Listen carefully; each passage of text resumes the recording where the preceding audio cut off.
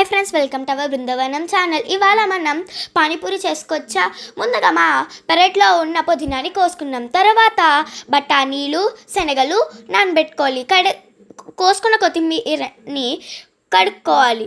తర్వాత ఒక బౌల్లో కొంచెం చింతపండు నీళ్ళు వేసుకొని నానబెట్టుకోవాలి. ఒక కుక్కర్లో నీళ్ళు వేసుకుని ముందుగా నానబెట్టుకున్న బఠానీలని వేసుకోవాలి. బఠానీలు తర్వాత శనగలు వేసుకోవాలి.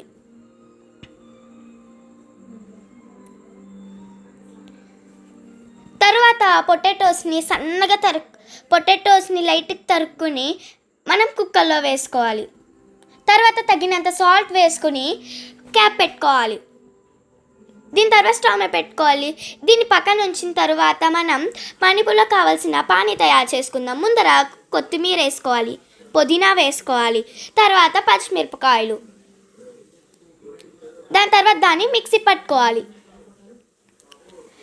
మెత్తగా గ్రైండ్ అయ్యేలా మిక్సీ పట్టుకోవాలి. ఇంకా కొంచెం మెత్తగా గ్రైండ్ అవ్వడానికి కొంచెం వాటర్ పోసుకుని మళ్ళీ మెత్తగా గ్రైండ్ చేసుకోవాలి. గ్రైండ్ చేసుకున్న తర్వాత ఒక గిన్నెలో వేసుకుని మనం ముందుగా నానబెట్టుకున్న చింతపండు నీళ్ళు వేసుకోవాలి. దానిలో కొంచెం సాల్ట్ వేసుకుంటే అంతే, పానీ రెడీ. తర్వాత ఉల్లిపాయల్ని సన్నగా తరుక్కోవాలి. ఇలా వీడియోలో చూపించినట్టు చాలా సన్నగా తరుక్కోవాలి. ఈ విధానంగా తరుక్కున్న తర్వాత కుక్కర్లో మనం వేసిన వాటిని స్మాష్ చేసుకుని అందులో కొంచెం మసాలాలు వేసుకోవాలి. మసాలాలు వేసిన తర్వాత బాగా మిక్స్ చేసుకోవాలి. అది కొంచెం ఉడికిన తర్వాత అందులో ఉల్లిపాయలు వేసుకోవాలి. ఉల్లిపాయలు వేసుకున్న తర్వాత దాన్ని బాగా కలుపుకోవాలి.